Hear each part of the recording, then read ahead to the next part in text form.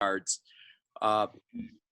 Yeah, interesting, Scott. There were a number of different threads, and that was part of the sort of the outbreak, but there were other number of issues, including not putting a lot of the messaging initially in the initial lockdown into other languages. And so those council areas where maybe 50% of folks where English is not a second language, it didn't get, you know, really easily conveyed, and there was no uptick. And as you know, messaging is everything. So I think, you know, there were best of intentions, but it just didn't translate. So this time around, I think they've got that right. That's great. Well, welcome. Glad you could join us. Michael, are you with us from Argentina? You're on mute. There you go. And I see a lot of friends and familiar names, and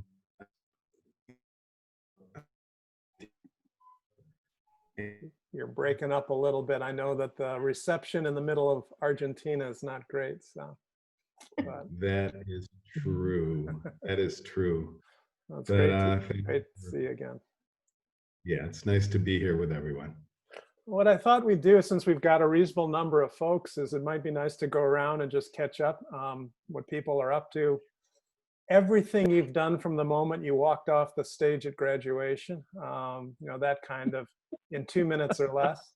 I'm gonna start with Tom Crocker, just because I'm fascinated by his postings with that 4,000-pound video camera on your shoulders. So tell us, what is it like to get hit with a football thrown by a world-class quarterback?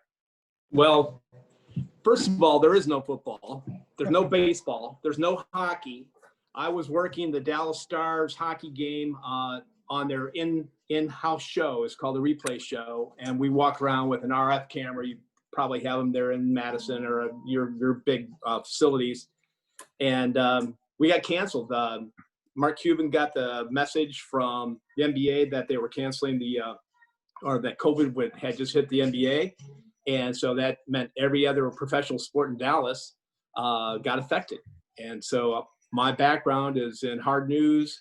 Went to the University of Missouri, got a journalism degree in broadcast, worked hard news in Little Rock and Orlando, wound up in Dallas in the early 80s, and started my own company, and then wound up you know, getting involved with Fox Sports and the NHL and the NBA and Major League Baseball and all the leagues. And so with that, it was a real interesting run. And so yeah, Troy Aikman, Emmitt Smith, all the Cowboys, all the players that you know out of the Dallas marketplace, I've worked with, interviewed, and rubbed shoulders with. So yeah, you always keep one eye open. You know, your viewfinder's here, and this eye's open so you can watch the sidelines, so you don't get smashed by, again, some 300-pound, you know, linebacker or some lineman or something. High school baseball, football, done them all. Corporate communications. I'll keep this short. On a personal note, I've got a 27-year-old daughter who lives in Sugar Land. She's married, no grandkids yet. I'm sure many of you already have grandkids. And she's a doctor of physical therapy. So it's been a great run. You know, miss you guys. Mom and dad both passed away about 5-6 years ago. My brother Steve, he was in the class behind us. He's still in Madison. And his daughter's doing fine in Chicago. So it's great to see everybody. You know, there's other folks not online that I'd love to see. And, you know, shout outs to Jenny and some of the other, you know, folks, Stacy, all the bandies that, you know, we used to, you know, play, you know, with, and Eric, I mean, Tibbs, the rest of you guys, you know, it's been a great run, and the Facebook page I think is wonderful. So it's great to keep up with you guys. So that's what I got. Thanks a lot. Mm-hmm. Ellen Hansen Dunham, you bring us up to date, take yourself off mute, and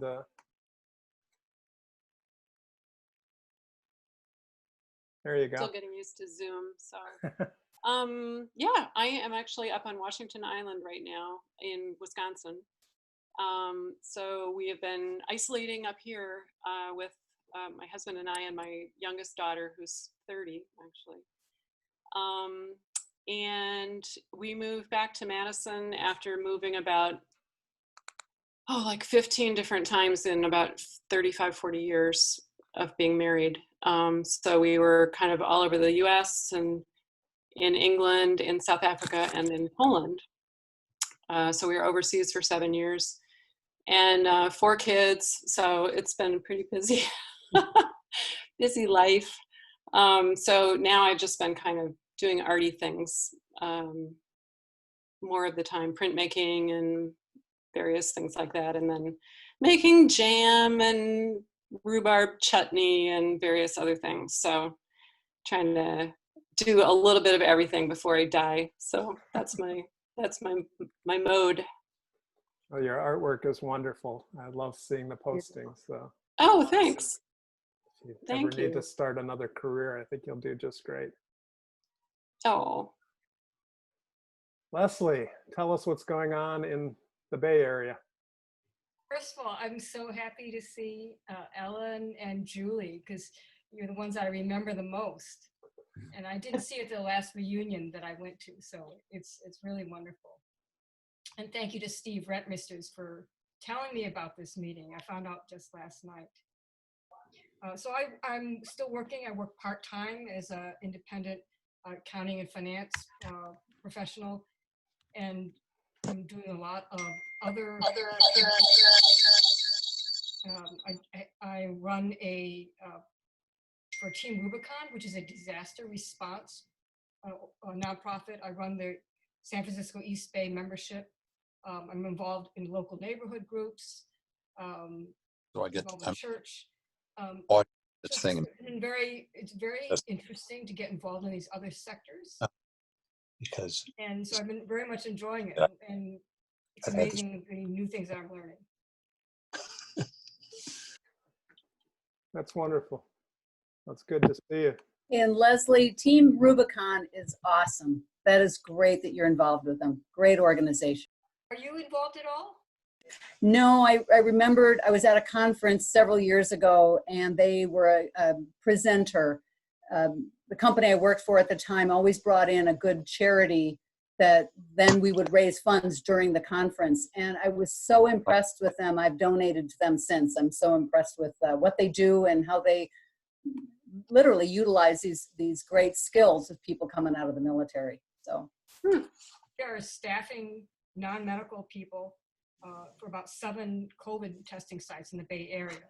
And then there's activity all over the country. They're helping where places there have been fires or hurricanes.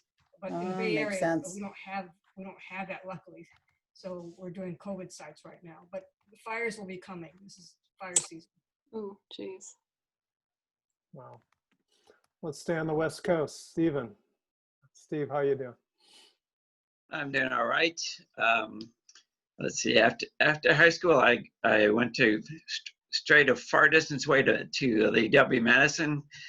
Got my engineering degree there, and then moved to Texas.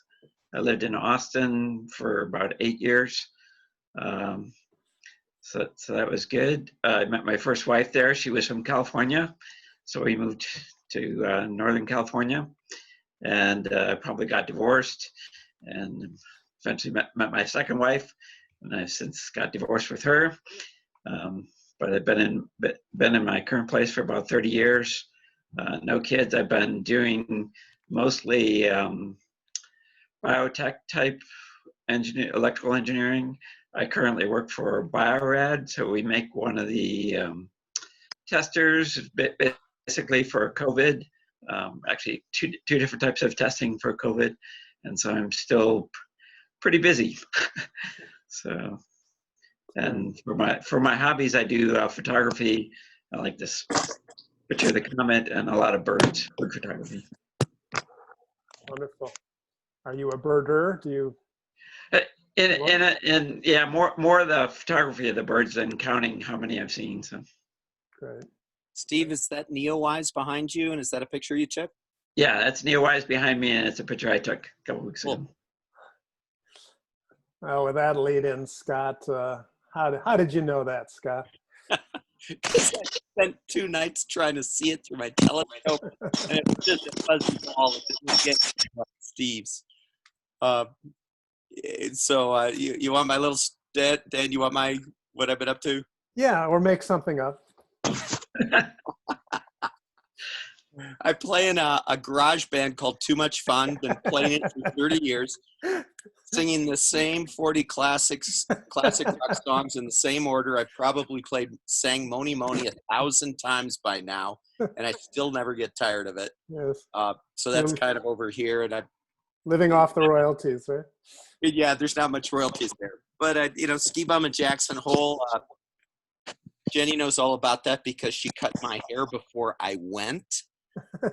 That's its own story. I had cowlicks sticking up everywhere, and then worked in nuclear weapons and aerospace, and I'm working in stop and distracted driving, which is some of the stuff that Tom Crocker's seen.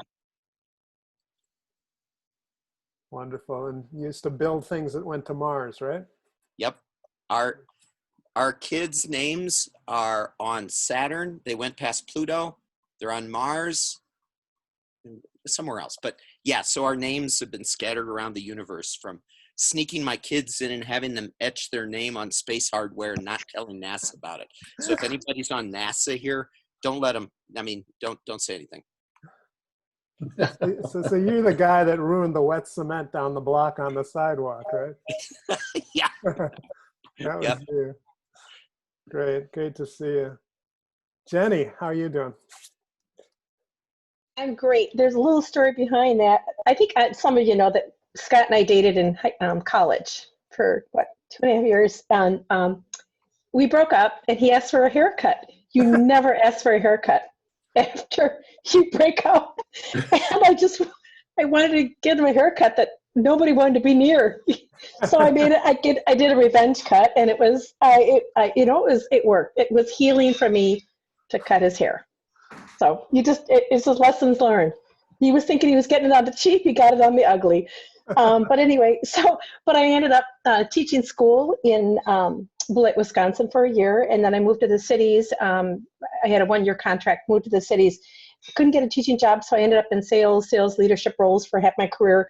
I now work for an IT consulting firm and do that, and I help a lot of people in transition. So I do that on the side just for fun, because I have the entire Twin Cities. I meet a lot of people, and because I meet a lot of people, I hear a lot of things. So I've been connecting since probably 2008 and helping people. And then what I do, my 3 kids, 32, 30, and 28, they're 2 are in Salt Lake, 1's in Manhattan. And then if you are on my Instagram, I make cakes for fun, and I have 4 French Bulldogs, and you see a lot of French Bulldogs and cakes on there's always a dog next to me, but they kind of replace our kids. We don't have grandchildren, don't expect to. If we do, we do, but it's their business. I'm not gonna put pressure on anybody, but I'm just really about having fun, experiencing.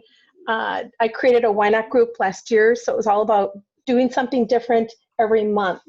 And my deal was I wasn't going to say no to anything. And we did some pretty crazy things: trapeze lessons, blind trapeze lessons. I mean, the list goes on. Rock climbing. So this year we're trying to do stuff online through Airbnb, the experiences. And so it's just about kind of trying to learn new things and just having fun in life. That's it. That's wonderful. Oh, and married to the same guy for 34 years. Congratulations. That's great. Eric Dahl, how's the West Coast? Yeah, nice to hear other folks out here on the West Coast. A lot. Yeah, this is pretty nice. I'm in Monterey, California, not too far down from the Bay Area. I did a few things after school, after West. I was a reporter for a while, based on my Regent Review experience. That got me going for that. But I decided to do something different and ended up being a Navy intelligence officer for 21 years or so. That was largely through the influence of a guy some of you used to know, Doug Alexander. I was at Randall and back in those days. Then after finished with that, now a couple of decades ago, I guess, decided to retire while I still had time to do something else. Went back to school, got PhD, and now I'm a professor at a place called the Naval Postgraduate School, which is here in Monterey, California, down in the sort of central California. Most of our students are U.S. military or allied military or other government folks, and I teach a wide variety of things, national security, intelligence. But my latest obsession is I'm just starting out on a book project on the intelligence and warning aspects of the coronavirus pandemic, trying to look at what went wrong, what went right in terms of intelligence, medical intelligence, surveillance, public health, and traditional national security intelligence.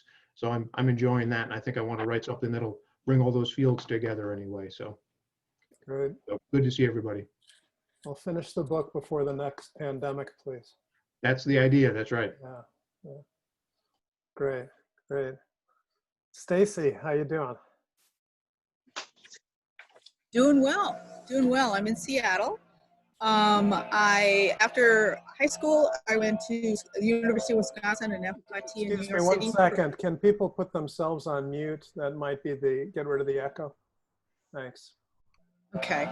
Yeah, I went to school at the University of Wisconsin and FIT in New York City for design. And I went into the industry and designed ski wear and sportswear for about 20 years. And recently I have become a disability advocate, civil rights advocate in the Seattle area. I work with the Arc of King County, and I also do the Wings for Autism program at the airport, SeaTac Airport. So I've gotten into that. I've got a 22-year-old daughter, and she's in college right now, and I've been married for 30 years.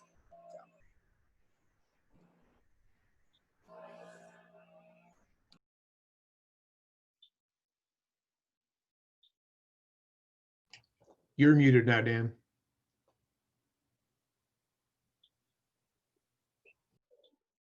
And you're muted. Too many things Yeah, to Dan, you're juggle muted. here.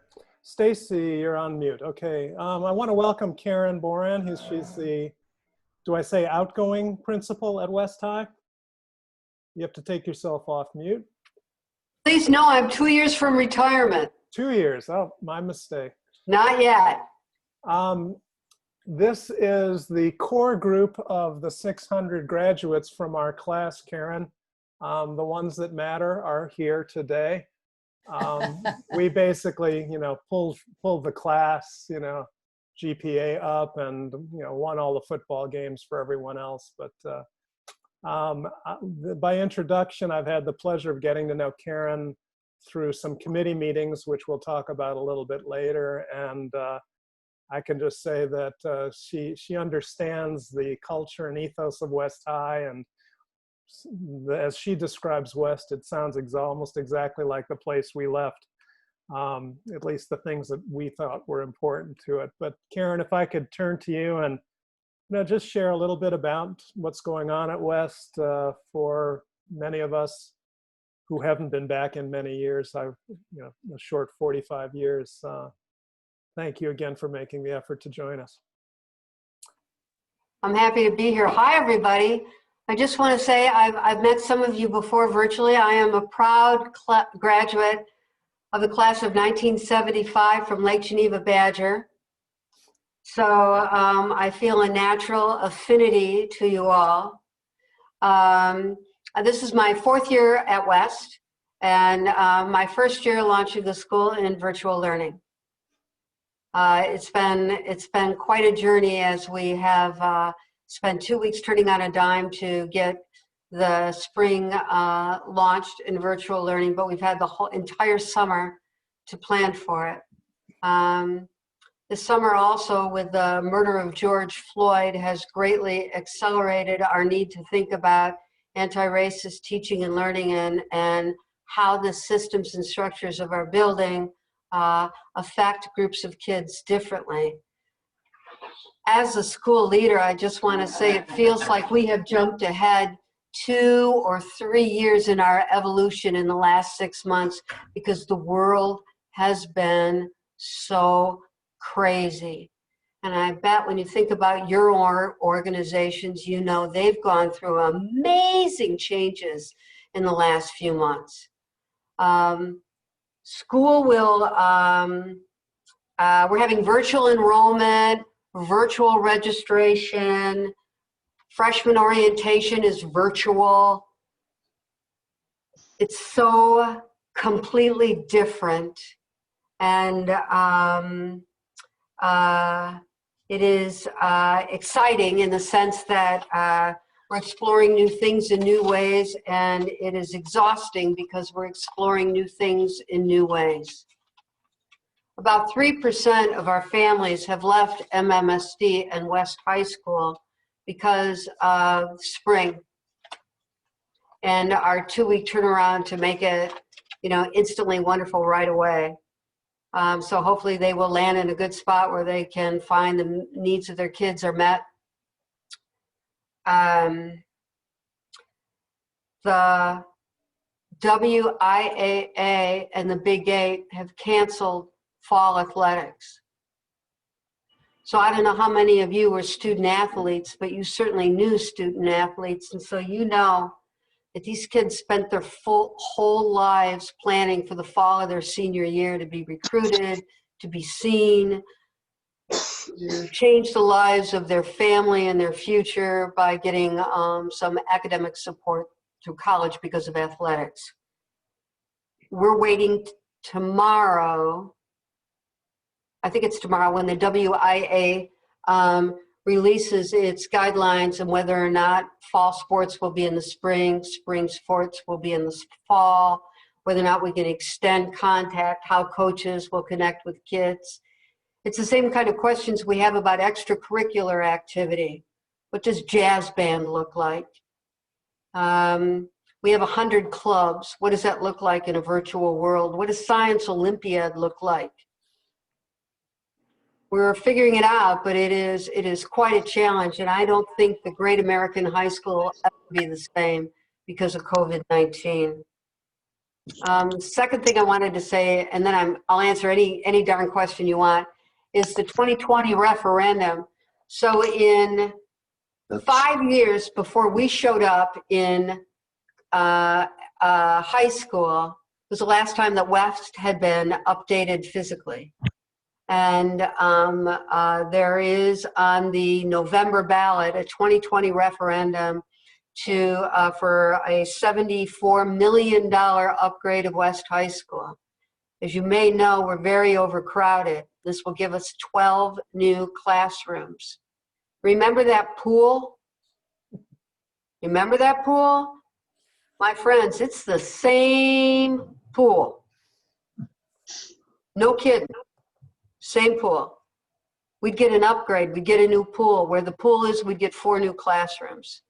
It's pretty exciting stuff. The school virtual community launch of what we have, so you'll really see like how bad it really is. Kept up well, but falling apart. That'll be on October 1st, and we'll make sure that everybody gets an invitation to that if they want to check out and see what school looks like now and what it could look in the future.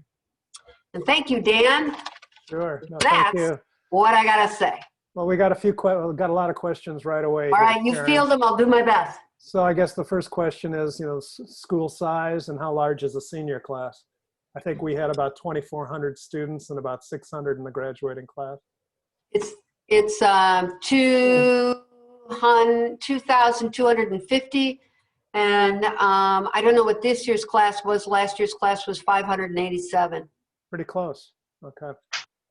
Another question has to do with, I guess it's related to the how we're dealing with virtual orientation for the freshman students. And, I think just you've already talked a little bit about the new environment and new school, but. Yeah. We're making this up as we go along, but the current plan is to have a outreach to families the week before school starts for 9th grade, different kits and packets for 9th grade, we asked the district, normally we would start the school year with a 9th grade only day, the first day of school right after Labor Day. What we've asked the district to do is to hold that for us so that we can use this when we actually go to some semblance of face-to-face instruction, which, given how the virus is going in Wisconsin, is probably in the spring. Karen, there's a question. What kinds of changes have we made or are we planning as a result of the Black Lives Matter movement? I'm just curious about Sure. what you're planning going forward. Sure. So, one of the big changes is that we no longer have a school resource officer. And so suddenly we didn't have the luxury of the staff of being reactive. We had to be proactive. My administrative assistant had retired and our half-time school registrar had left.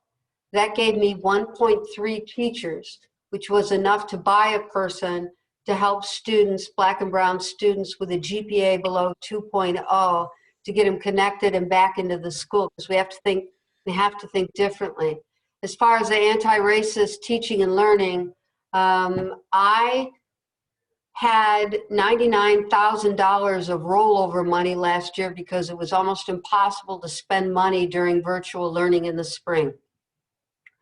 And so I took that money and I took most of it, and I had teachers and groups of teachers write mini grants, and specifically to look at anti-racist teaching and learning. And so I'm very excited to see what they have and what they've done as they come back in the fall. It was about $66,000 looking at standards-based grading, anti-racist teaching and learning, virtual learning tools, virtual engagement, assessment, some really exciting stuff. So that's what we're doing with respect to anti-racist teaching and learning. We're really trying to think about how we can make West an anti-racist school in fact, not just in aspiration. One of the things that we're doing is looking at the removal of pull-out honors. So what pull-out honors means is that there's a separate honors section for certain kids and other kids have general instruction. What we find is what this has done over the years is the pull-out kids are all white or Asian. And so by developing a system where kids can earn honors during the regular education classroom, we can once again integrate our classes and have our AP and honor sections 2 or 3 years later having Black and brown students in it, which does not occur now. So those are the kinds of things we're doing to address the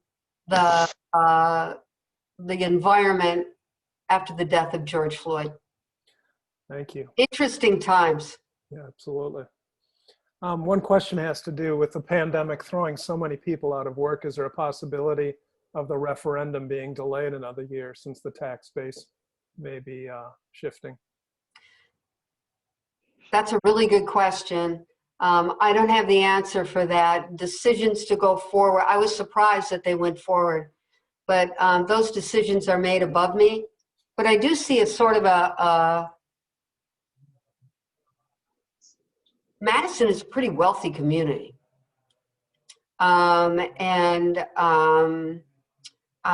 If we're not going to gamble on our children and our future, what are we investing in? So it'll be interesting to see what others think. I personally am paying for the high school renovations in Mount Horeb. So I just want to say this is not a decision that is impacting my my taxes. I'm already paying for a new high school. Sure.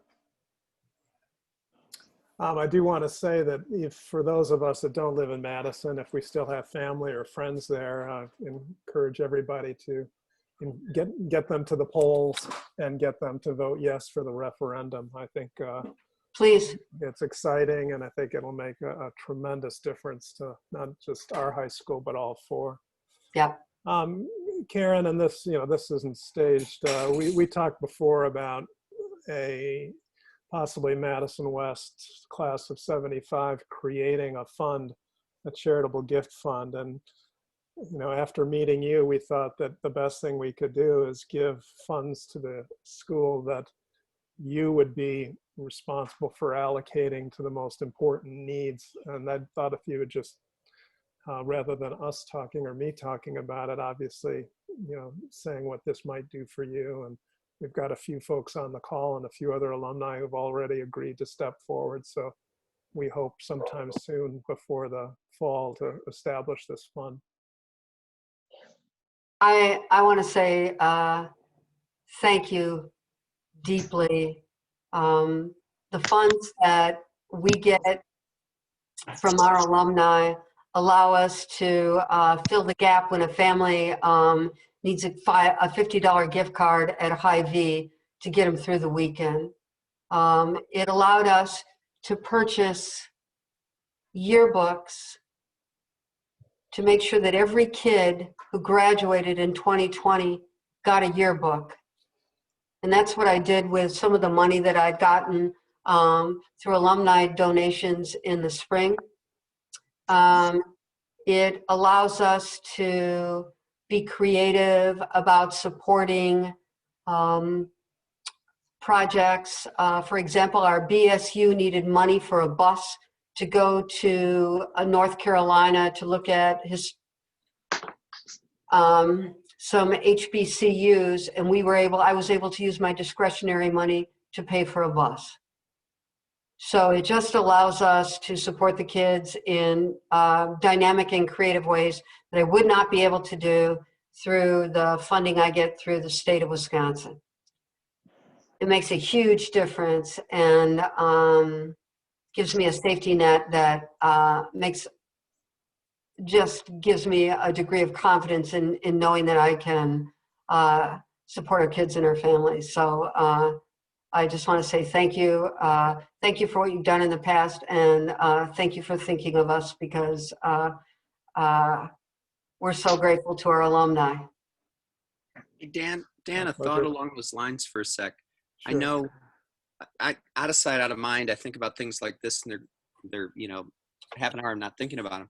Is there a way we could like Venmo money to you or somewhere like near term in order to support what Karen's talking about?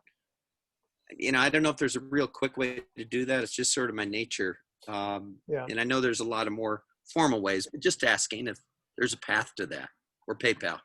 Well, I don't have a PayPal. Yes, I mean the Foundation for Madison Public Schools is the nonprofit that collects, invests, manages, and distributes charitable gifts for any of the schools, elementary, middle schools, and high schools in the district. And they have both an online service. I don't know about something as quick and easy and swift as Venmo, but that would be the route to go. Okay.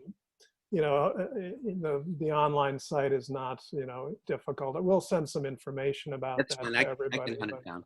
No, and I don't want to, I don't want to talk too much about this right now, but I do think that we've sort of reached a stage in our lives where, I think through most of our lives, we've given back to community and to those causes that are important to us. And, because of the nature of public schools compared to universities and private schools, they don't have a robust funded alumni network that stays in touch, that solicits the alumni year after year.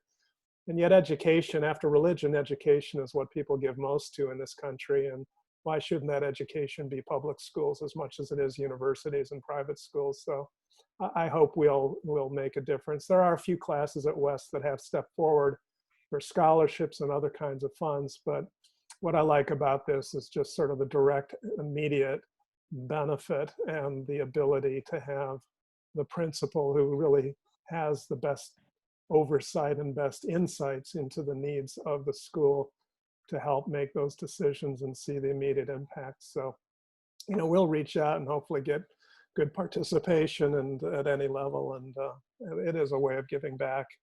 And as Karen has discovered, and as we all know, we have this irrational love for Madison and irrational love for our high school and elementary school, and I hope an irrational love for each other. So Karen, do you have any questions for us? I mean, do you want to know what life was like in the previous millennium or anything like that? Well, no, actually, because I was there. I know you were. And other than my 4 years at the University of Wisconsin, I remember most of it. Well, we just want to know, do the kids still smoke either, well, I won't say what they smoke, on the grates at the bottom left side of the front steps? I mean, Yeah, they vape. they Vape now. We laugh, so- we hope we don't.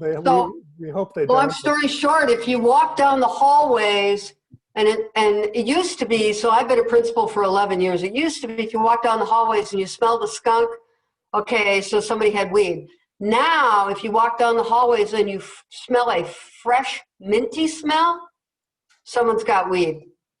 And there you go. That's the world now. Let me turn to Mike Shapiro.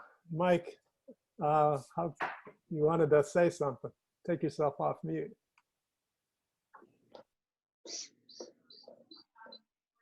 You're on mute, Michael. You're still on mute. There you go. Thank you. There you go. Always appreciated that little bit of a reminder. I just wanted to, it's a little late here. I'm in Argentina.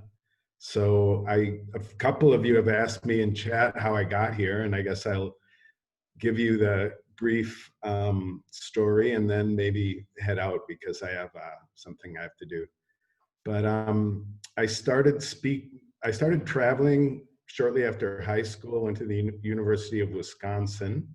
I hope everyone can hear me okay. I hope that the audio portion is working. Nod your heads if you can. And sort of began a career in publishing and book distribution and content related matters, speaking Spanish. I learned to speak Spanish early when I was 20 and 21 years old, living first in Latin America, then in Spain. Thanks, Karen. Karen's got to go. Thank you. Sure, thanks, Karen. And just made a career out of being fluent in Spanish, and traveled a lot. In my first, with my own business, I had a Spanish book distribution business for many years. I wanted to say also, if any of you had Spanish in what for me was 9th grade with Miss, what was her name? I just had it on the tip, was about to say it. I'm spacing on her name, but she told me, you really better not continue in Spanish because you're doing really not very well at all.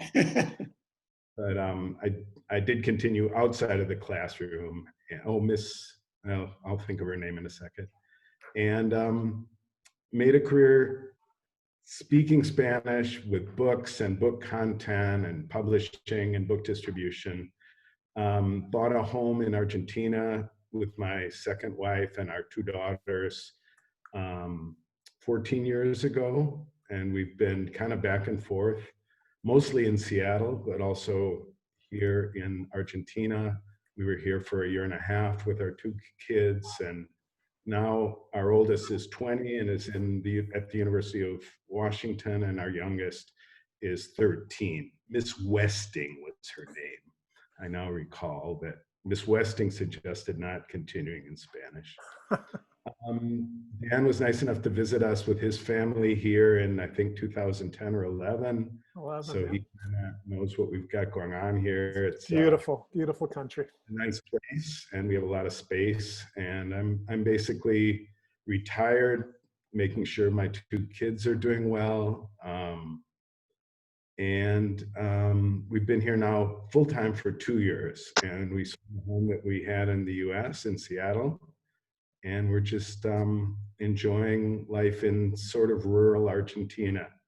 We're physically in the middle of the country in Cordoba, but not the city of Cordoba, out in the countryside. And right now we have 2 dogs, 7 chickens, 2 donkeys, and a horse. So that's where I came from before this meeting, and where I'm going to head back to seeing my 13-year-old, putting her to bed, and not that she needs being put to bed, but saying goodnight to her and heading out to other activities. So it's really fun to see everybody in front of me here. And I just wanted to thank Dan, as many of you have, for all his work in bringing people together. So thanks for listening. It's nice to be here. Great to see you, Mike. So great seeing you. Thanks. All the best. Same Hold for all on. of you. Yeah. Jonathan Thane, tell us what you're up to, what you've done the last 45 years of your life. You have to take yourself off mute. Right, you're still on mute. Got it? There you go. Got it. Okay, can you hear me now, everybody? We can, yeah. Great. Well, I'd like to first thank Dan for inviting me. I'm the token Madison West 76er here, I see. But I got the invite. I said, "You sure it's okay?" And he said, "Yes." So here I am. So thank you, Dan. And of course, I'm in Tom Crocker's younger brother's class, Steve, who I have happened to see a few times now and then. It's been great, always catching up with him. So I went to the University of Wisconsin, majored in economics, spent a few years trying to figure out what I wanted to do, did some different things, ended up in medical school at the UW, met my wife there, Erin Byrne. She's graduated from Memorial in 1980.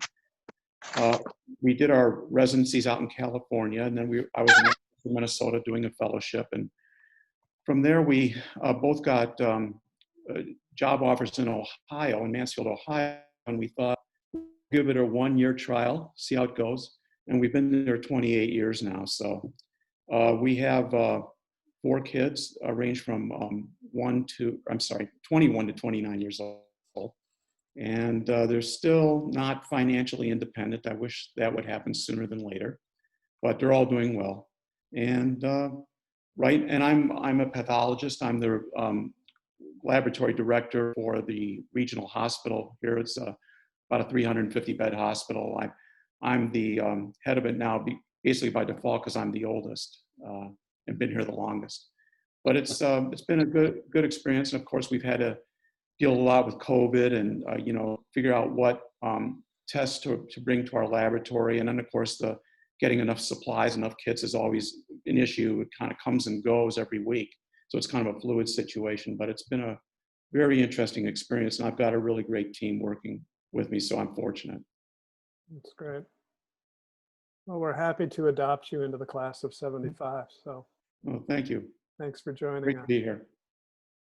I want to get everybody who wants to share. Woody, where are you calling from? What have you been doing with yourself? I'm in Houston, Texas. I moved here 30 years ago after graduating from UW and spent some time in Washington, D.C. And I did grad work overseas in the UK. And I'm a newspaper reporter. I read about electricity and renewables for the Houston Chronicle. I'm probably the longest lasting newspaper reporter there is in the country. It's just a tough place to be right now. But have 3 kids. 2 of them are in Austin, and 1 is in New York. But because of COVID, she came back, and now she lives in her childhood bedroom. And so we're all adjusting to that again. And so we flooded during Hurricane Harvey, and we're still, if you can imagine, it's been 3 years now, but we're still renovating. And we still have problems with all of our wood floors started buckling again after we replaced them. So we're still in the middle of doing that, and it just seems like it will never end. And that's been really difficult. But it's been good here. It's been really hot, and it's hard because my mom moved from Wisconsin to Orlando, so I don't really have as many reasons to come home to Wisconsin anymore, and I miss it. Well, you'll join us Nice next. to see everyone, and I really appreciate you putting this together, Dan. Oh, sure. Well, Tom too. My good buddy Tom Bartel and I, we're co-conspirators in all this. So, welcome to Lynn Stumbris and to Heidi Hastings. we'd love to see you guys. I mean, we see a picture of Heidi. But if you're, if you just got out of the shower, we understand. So just make sure, waist up, make sure you're wearing appropriate attire. So Sarah Lundberg, can you tell us what you've been up to? First of all, this has been so fun, Dan. Thank you. I've just loved it. And I've also come away thinking, oh my God, do we have a group of overachievers in this class or what? I feel really humbled. My life has been interesting. I feel totally blessed, but I haven't done any of the crazy stuff and really interesting stuff that so many of you have done. I live in Scottsdale, Arizona right now with my husband, and we, I guess if I start from UW after graduating West High, did UW-Madison, was going to be an art teacher, but it was one of the big recessions then, so I ended up going into nonprofit mediation and arbitration. So it was fascinating, but I didn't make any money, so that steered me to tech sales. And I spent about 30 plus years in tech sales, retired last year from a company called Zebra Technologies. Tom Crocker, you will know them from, they're the guys who put the sensors in the football players' shoulder pads so they can track all their activity. So it's been a fascinating ride. I was just doing so many fun things over the years. I've loved that. Since retirement, I thought, okay, I got to start working on the bucket list. And we've done some interesting things. Thank God we did our Australia, New Zealand trip in January. So we were literally leaving there as the COVID stuff was happening. Sydney gets about 3 flights a day from Wuhan. So we were kind of holding our breath literally as we were there. We escaped well and have stayed healthy. This year, my mom still lives in Madison. She's in a nursing home there at 94. When they allowed us to go in and see her, even with a plexiglass partition, we decided we were going to do a road trip. So we bought a Class B motorhome. So think of the size of a little Amazon delivery vehicle. We bought one of those in December. How we knew that this stuff was coming, who knows? But we used that to do an awesome trip to Madison and back. We called it the America the Beautiful Tour because it really gives you such an appreciation for how beautiful this country really is. We avoided interstates wherever we could, hit Mount Rushmore, the Badlands, parts of Colorado. It was just spectacular. And in visiting with my mom, because while her long-term memory is great, her short-term memory sucks. So I was telling her that, I was going to be doing this, and we got to talking about building the homecoming float our senior year at our house. And she remembered it so well. And she even said, yeah, I remember several people vomited in our bushes. So it was great that she remembered that. And it made us have such great memories. So had so much fun, and just this, Dan, I can't thank you enough. This has just been terrific. About that homecoming float? Yes. Jonathan Fain's class, 76. Do you remember they beat us with that homecoming parade that we had? That's right. We didn't win. And the rumor was they stole lumber, and they still beat us when they beat that. I like Fain to either agree with me or not that they had illegal materials on that float. And then if you recall, Jonathan, got to tell us. Not saying anything. Confess. I don't know about it. And then I just recall that we had a big bonfire. We burned the float at somebody's farm or something. There's pictures in our yearbook. John Kirkpatrick holding the beer up, and I think Sarah, you're in one of the pictures that maybe Eric Dahl took when he was a reporter. I don't know, but well, Dan and I were yearbook editors together, and that was my section. So I got to control the putting in those pictures. So yeah, that was fun. Was it at Pam Holmes's farm, Jenny? That's where we were. Okay. Yeah. Okay. Yeah. Yeah, I remember that. Pam and I, we still stay in touch, and we periodically will talk about it. So. Oh, that was fun. And Sarah and I can vouch that all pictures of students holding cans of beer were held by 18-year-olds. Yeah, right. Yes, exactly. It's Well, it was an amazing 18 the things state. we snuck in there. Yeah. It was an 18 state. We were all legal. Those of us Yeah. born, Let's see, in in the October, early- I wasn't legal, but you're right. Yeah. Yeah. And then they grandfathered the 21 back in. So then the kids came after us. They missed out on, I don't know, the KK and State Street and, all the clubs we used to hit. Stone Hearth. Yeah. Sure. Rottenbrow. Oh yeah, Brottenbrow. Eric Nelson with the Blitzkriegs. We used to go there after band concerts and get completely blitzed. Oh well. Oh, thanks, Sarah. Dave Rohde, how you doing? Still here. So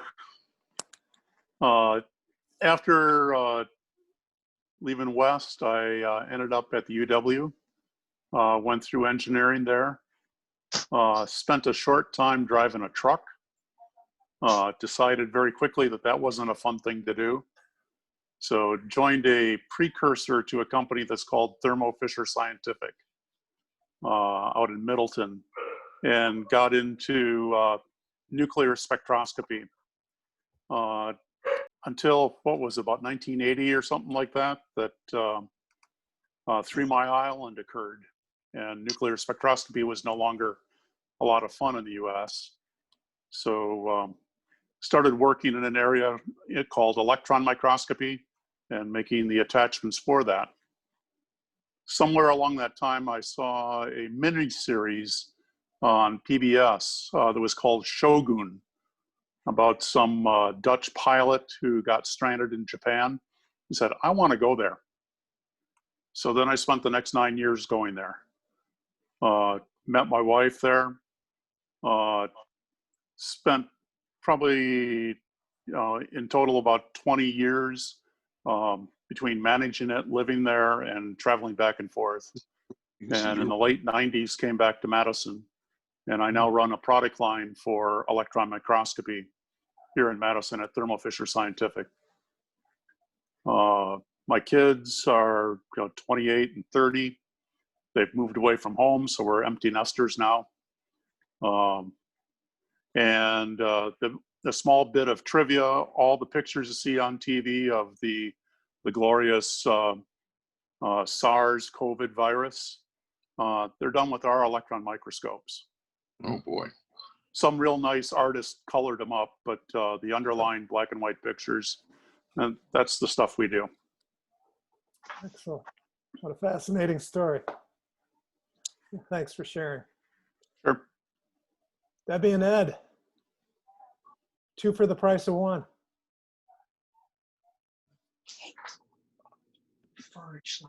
Hello, everyone. Hey.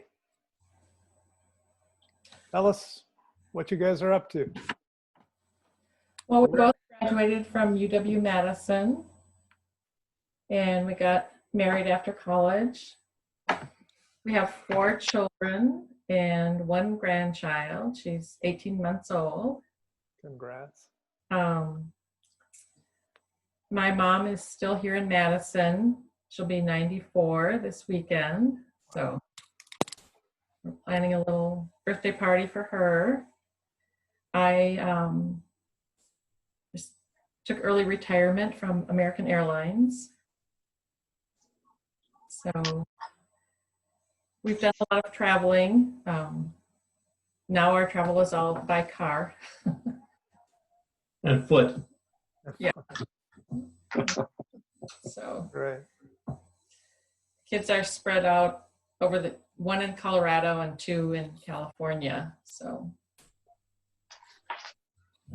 I spent 23 years in the Army, Army Reserve, and 30 years as a lender here in Madison for residential lending. Presently, I'm working for the state of Wisconsin as a land interest buyer for the department. Great. Thank you for your service. Thank you. I appreciate it. Julie Blankenberg. How are you? Where are you? She's. I'm trying to unmute. I'm having to use a different device for the microphone. Okay. Because the microphone's not working in my computer. Sorry about that. I still live here in Madison, less than a mile from West High School. I went to UW-Madison in theater and then got a graduate degree in library science. And I've worked in libraries all over town since then. I currently work at the Forest Products Laboratory, which is off of Campus Drive on Walnut Street.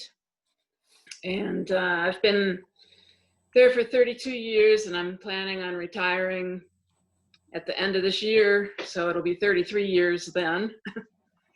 And I had all these wonderful plans to go travel and visit relatives and things, which kind of have gone out the window.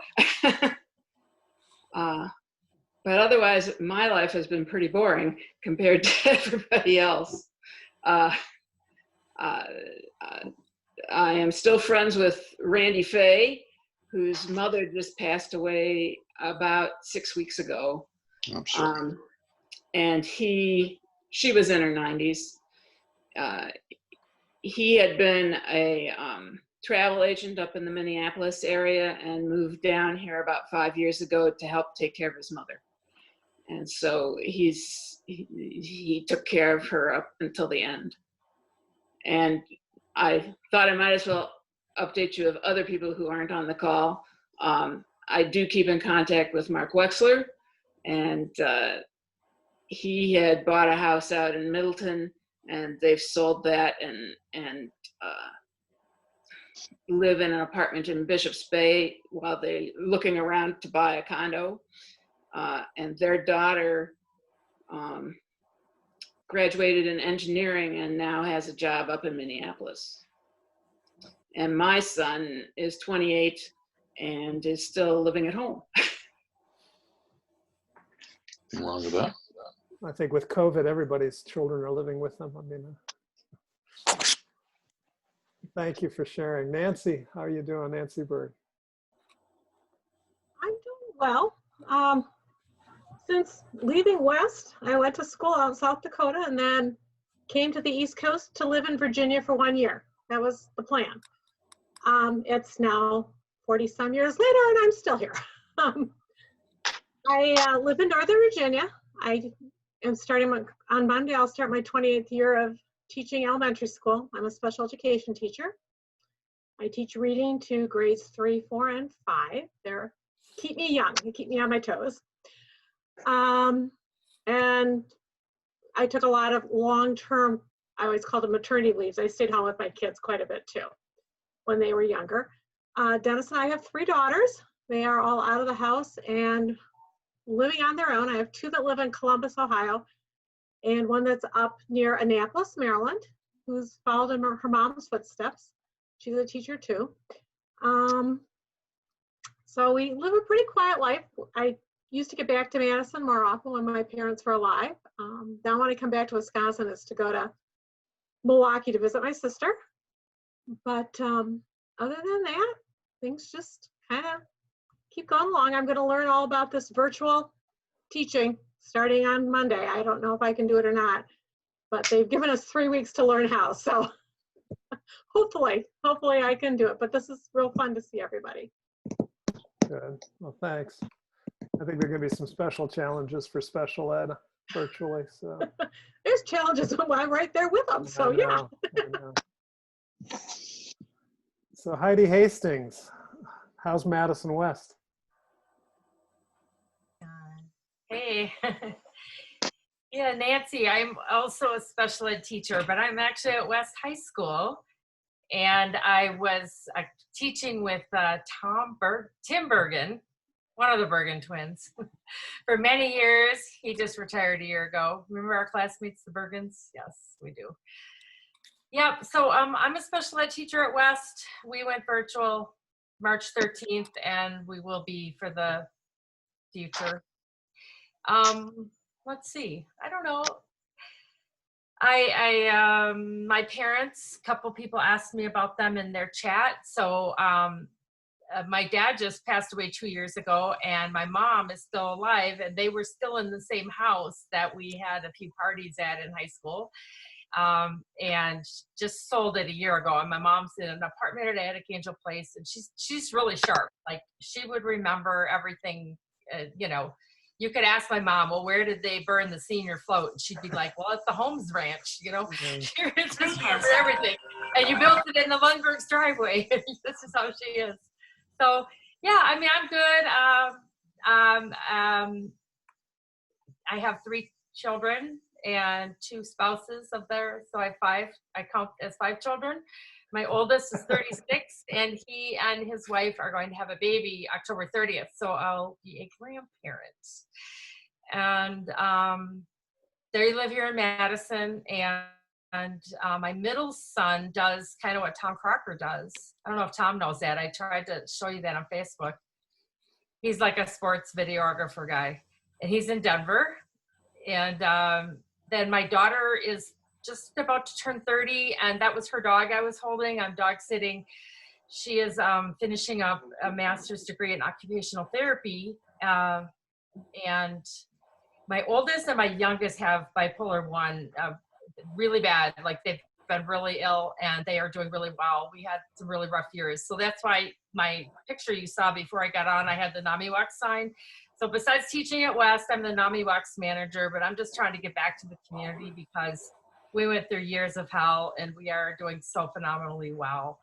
So I'm very grateful, and yeah, I'm healthy and happy, and it's good to see you all. In fact, I had a meeting earlier, and so I forgot about this, and then I got a text actually from Berna Lowland.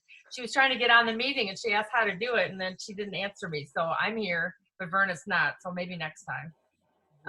We'll do this again. You know, Yeah, it's yeah. easy, and Well, she tried. yeah. So yeah, I see Betsy Beal a lot. She's probably the one I see the most from our class. Great. I'll say hi to Middleton. her. Yeah, I'll get her here. I'll get her here next time. That's great. Oh, and Heidi joined us for our, what was our reunion, our 6th grade reunion for Sherwood Hills last 3 years ago? I don't know. Lots. It was a year ago, the 5 of us. A year ago. So. Yeah. The last minute thing, yes. Oh, great. Plus Tom Bartel was there. And Tom, Crashed of it. course. Of course. So. Lynn Stumbris, great to see you. Take yourself off mute. Uh-oh, what's it say? I have no microphone. Okay. Anyone know sign language? A foreign language, maybe? But you can hear us okay, right? Oh, all right. Sorry about that.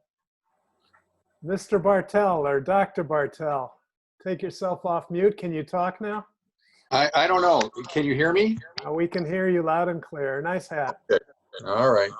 I'm on 2 different devices here. I had my daughter try to rig this up for me. And this is the best to do. All right. Well, hi, everybody. Nice to see all of you. Let's see. After West, I went out east to college at Yale. Did a little a cappella singing there, and then came back here to go to medical school, where I also got married. Some of you might remember my wife, Nina. Remember Nina? She's right here. There she is. She's also a member of the class of 76. So she's the other member of the class of 76 that's here. We just had our 41st wedding anniversary yesterday. Congratulations. Thank you. And for our 40th trip, part of our bucket list, we did what Sarah did. We went to Australia in January. Yeah, we were in Sydney in January, and we were on a boat, and we did the Great Barrier Reef and came back, and I think we probably both caught COVID on the boat, but fortunately it was relatively mild, so we didn't It's funny you say that, because we were on a cruise and we both got sick, but it was mild, and we caught ourselves leaving going, I wonder if we had COVID. So Yeah, yeah. I just remember halfway through the 12-day cruise, I got the worst sore throat in my entire life. But it lasted for about 12 hours and then it was over. But I think if I had the antibody test, it would be positive. Anyway. So after, let's see, medical school, we moved to St. Louis for 7 years because I was doing my surgical training. And then to Chicago for 1.5 years, where I was employed by a plastic surgery group there. That didn't work out very well. I just hated it. And so I've been, we've both been practicing here in the Madison area since '92. We're both in our own solo practices.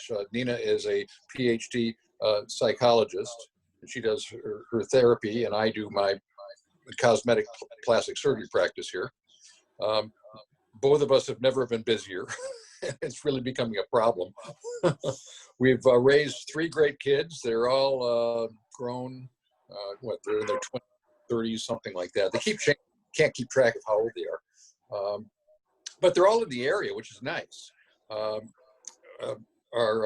second born just had in January, so we're grandparents also. Graham Thomas. Yeah. And what an attractive and intelligent young man he is. He's 7.5 months old. And our oldest is who lived in Japan for 7 years teaching English, has now moved back here, and she actually lives with us and she works for us, which is great. We just love it. You know, we built a house out. If anyone remembers, we had our family had a horse farm west of town. And it was subdivided into 13 lots. The front 40 was subdivided into 13 lots, and we bought a lot and built a house that we had always wanted to build. It's actually it's a Frank Lloyd Wright design, and we've been living here for 20 years and just love it. It's just a big house though, because the kids are gone. And the other thing, a couple things I've been doing is. Big mistake about 10 years ago as a midlife crisis. I went and got a pilot's license. So now I'm a pilot also. I just love flying. And that's what I do. It's a big mistake because it's an expensive hobby, but I'm in a club and I just love to fly. And I spend the rest of my time, other than in practice, volunteering. Up until last year, I was spending 4 hours actually over Memorial High School, tutoring for 9th and 10th graders. It's just closer to my office. But now I can't do that. So I've been spending 4 hours or so a week at Second Harvest Food Bank, stuffing food into boxes. But the other thing I've been doing is this thing right here, which I know Danny wanted me to talk about, which is a new organization called the Alumni and Friends of Madison West. This is an organization that is designed to for West High graduates and parents of current students and so forth to support the school in various ways. And there are a number of different committees. There's the philanthropic committee, the recognition committee, the education committee. What am I leaving out, Dan? I don't remember. It's an hour later in New York. I've taken the lead, ride herd on everybody. Dan's also, of course, like everything else, he's really the one in charge. I just have my name on the top, but Danny's really the one in charge.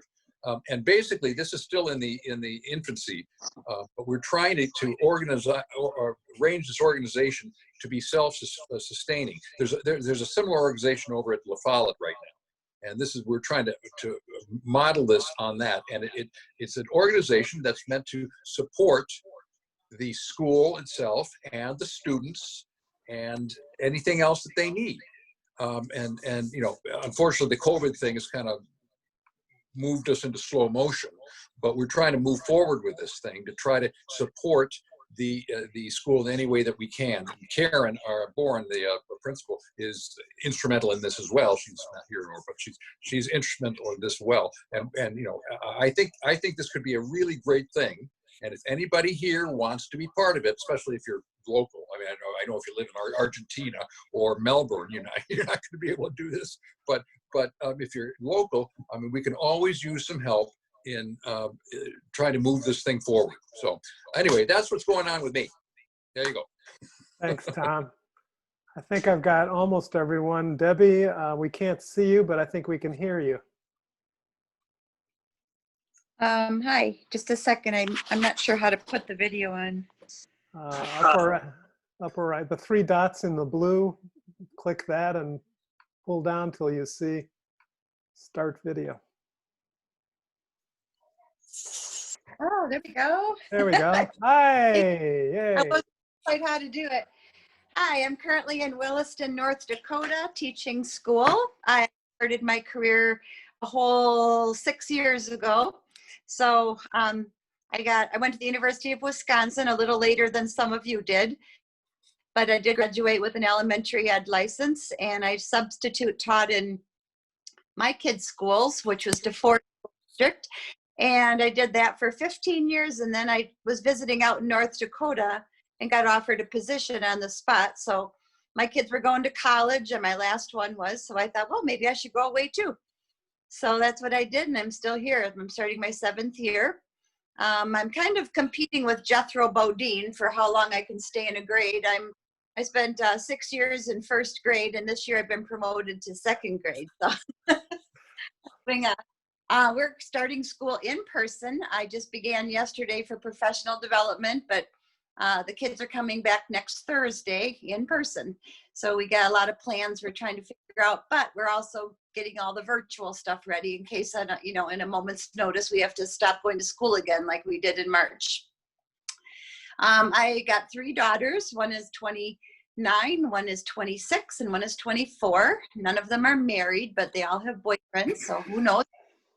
I lived in Madison area most of my life. Right after high school, I moved with a military husband, I moved to El Paso, Texas for half of a year, then was transferred to South Korea, spent a year in South Korea, and then moved to Manhattan, Kansas, not New York, for the next 15 months. After that, I worked in Madison as an executive secretary for about 8 years for Group Health Cooperative, and then I decided I didn't want to work anymore, so that's when I went back to school and eventually ended up with a teach.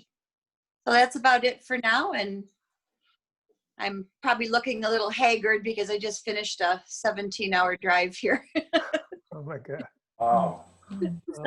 Thanks for getting on the call. So Thank you. Have I forgotten anybody? I think we got everybody. Julie, we got you. So actually, well, I'll just chime in very briefly. I also went out east to school to Cornell University and got my bachelor's and master's there.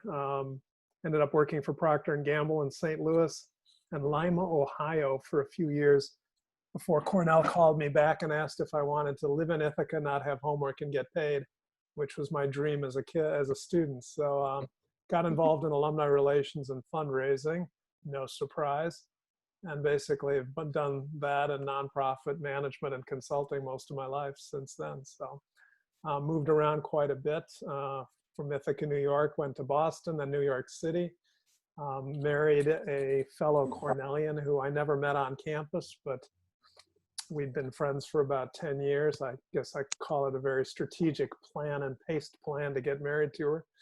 And we're celebrating our 25th anniversary this November. I have 2 daughters. One graduated from Cornell last year, is now in Manhattan, and another is in her sophomore year at Cornell as well. So we're all sharing each other's t-shirts, which saves a little money on the $70,000 tuition. So, but I've gotten back to Madison often. I just love coming back to see whoever happens to be around. And it's been a thrill to work with Tom and trying to keep the class connected. And I'm just really grateful for the experience of, growing up in Madison and having the kind of quality education and the friendships that we developed back at Madison West. So I guess now we can all try and clear our memories and decide whether we really do remember all the things that happened. That's why they have these things. Yeah, the yearbooks. So. Well, it's funny. I don't know about you guys, but as much as I thought I was into academics, I can barely remember, I think, 1/10 of the teachers' names that I had, which is really frustrating for me. I will tell you an interesting story. I had, of course, Dave Braunschweig for physics, and he was also the tennis coach. And, he was very supportive and very important to me, obviously, for so many reasons. But for, 10, 20, 30 years, I realized I really hadn't been in touch with him. And I was living in New York City at the time. I'm trying to remember, this must have been around 1995, 96. And I thought, well, I really want to get in touch with him just to tell him how much I appreciated all he did for me. So, of course, I Googled him and found his email address and sent it off. And 2 hours later, I get an email back from him, how pleased he was that I reached out to him. And by chance, even though he was living in Madison, he was doing a conference in New Jersey and wanted to know if I wanted to have lunch in Manhattan the next day. So we had a great lunch together and caught up. So really grateful for the founders of Google and the internet for that one. So, but I don't have much. Another one. Yeah. Well, I don't know if any of you were singers in the choir. Do you remember Mr. Haar? Mm-hmm. Yeah, he's been our brother-in-law for the last 25 years. He married my older sister. So, but he still calls himself Mr. Haar. But yeah, I was thinking about that. What is he up to? Do they live like in Michigan or something? They live in what is it? Grosse Pointe Shores. Yeah, and he's still very engaged in music and theater and so forth. Yeah, they've got a couple of kids up there. Yeah, but no, they're doing great. But they've been married for a long time. And your twin brother, is he still your twin brother? He is still my identity. I have a complete set of spare parts, but they live in Phoenix. That's the problem. And I hope he's taking better care of those than I am of these. He's been in an ear, nose, and throat private practice forever, his own practice, and he's got a partner in a surgery center, and they've got four boys. My poor sister-in-law, who was a East High grad, never got the toilet seat down in her entire life. Poor thing. But he's doing fine.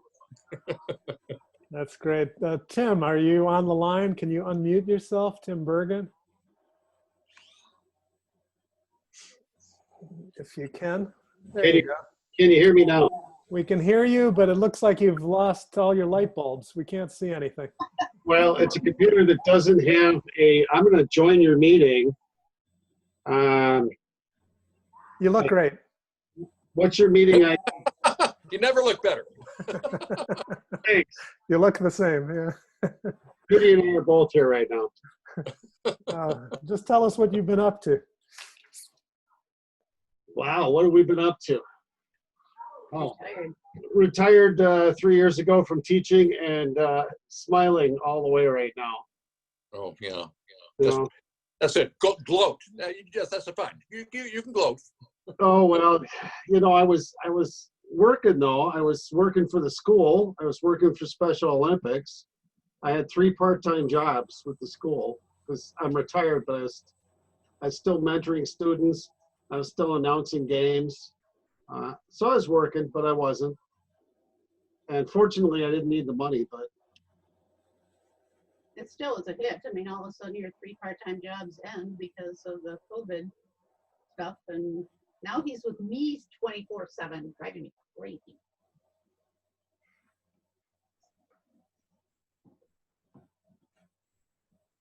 What else do you want to know?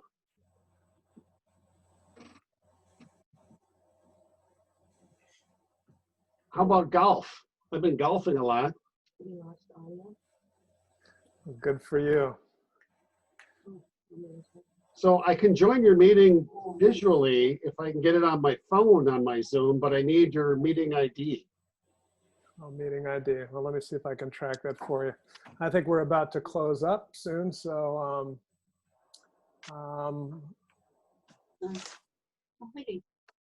give me a second here. Somebody else say something while I'm looking. I'll say something. So I was just trying to find on my Facebook, I have a picture of myself and the Bergen twins at West High School on Twin Day a few years ago. You know, the kids, it's Twin Day. And Tim brought his brother Tom, and it was hysterical because these kids did not know he had a twin, and they were pulling all these pranks.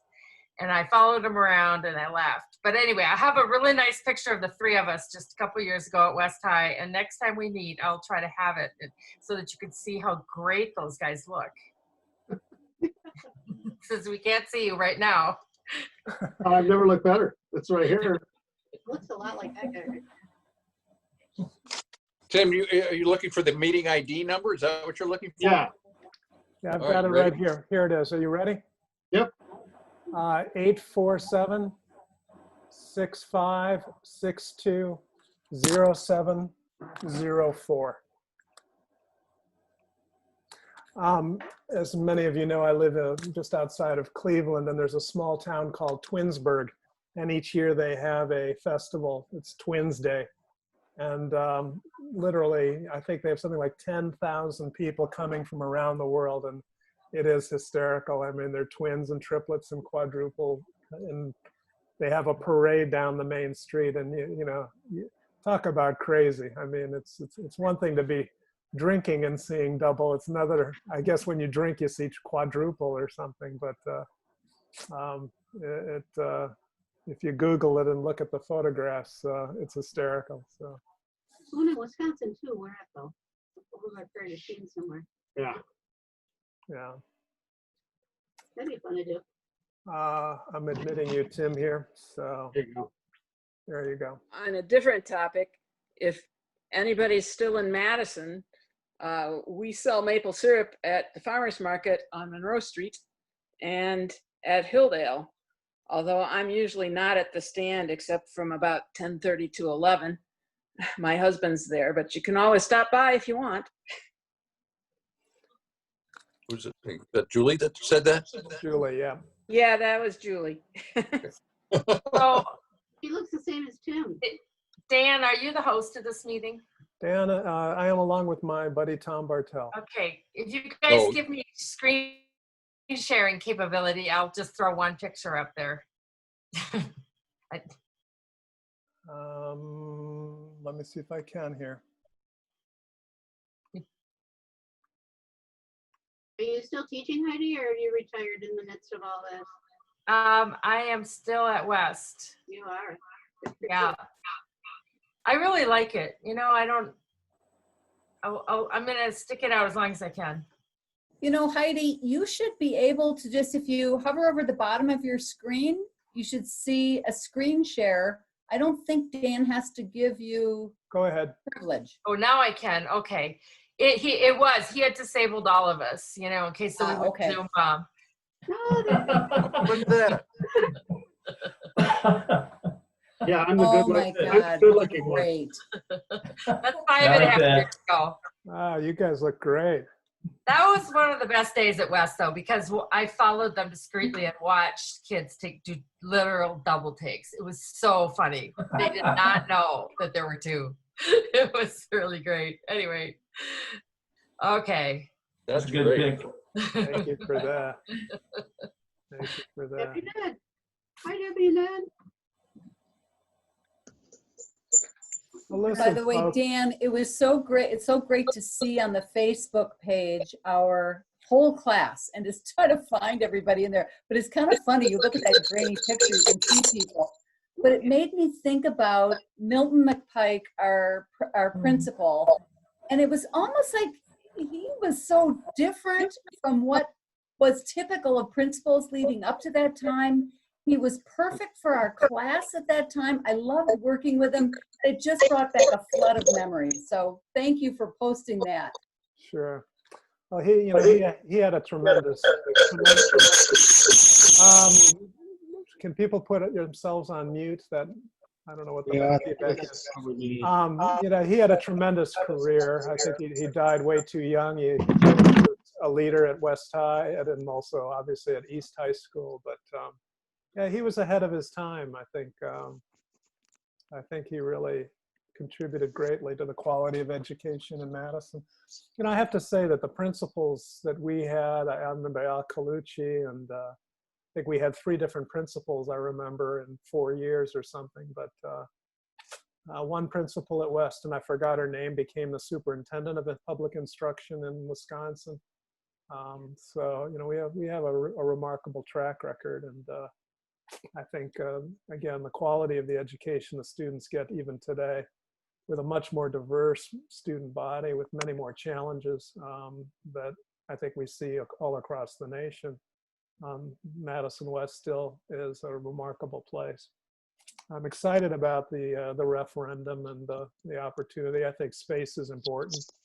I think when you walk into a building, a sense of the quality building and a sense of pride in what you see, I think translates to how you view your education. So I'm hopeful that this referendum and whatever they do with it enhances the quality of the facilities as well. So, I don't know if you heard, but the city or the district bought out the Tombstone place at the corner, so that's going to go away. So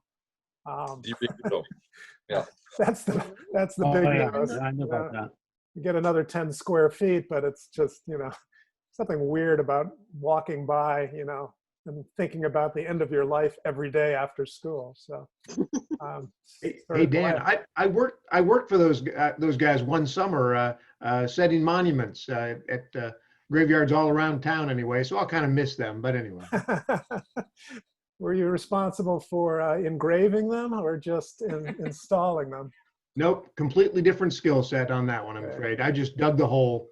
I don't call you for any misspellings or wrong dates. So. Did they decide to close down after the cars went through their side of their building twice? They're just coming down Speedway or whatever that was. Right. They forgot there's a turn and they forgot there's a stop sign. So anyhow, well, listen, welcome to stay on if you want. I'm just grateful that you guys came on board. We'll do it again. I think let's plan on summer next year. I talked to Tom and I talked to a few of the folks on this new West High Friends Committee, and I think there's some value to try to get all the 5-year reunions to pick the same weekend. We can have a class event on Friday, and it's kind of nice to have all of the West High alumni together on a Saturday. I think to see across the generations some economies of scale, I think, in scheduling either a band or a dinner, but I think it is always nice to see sort of the spectrum of personalities over the years. Plus, so many of us have had siblings that have gone to West as well. So, but, be well, be safe. Pass the word on to everyone who missed it. Let them know that we talked about them all night long. And next time they should get on board so they can defend themselves. But I love you guys, and I hope that we'll be in touch again soon. Yeah. All right. Thanks, Dan. Thank you. Thank you. Everybody. Bye-bye. Great catching up. Nina. Dallas. Bye. guys. Good night. Bye. Thank you.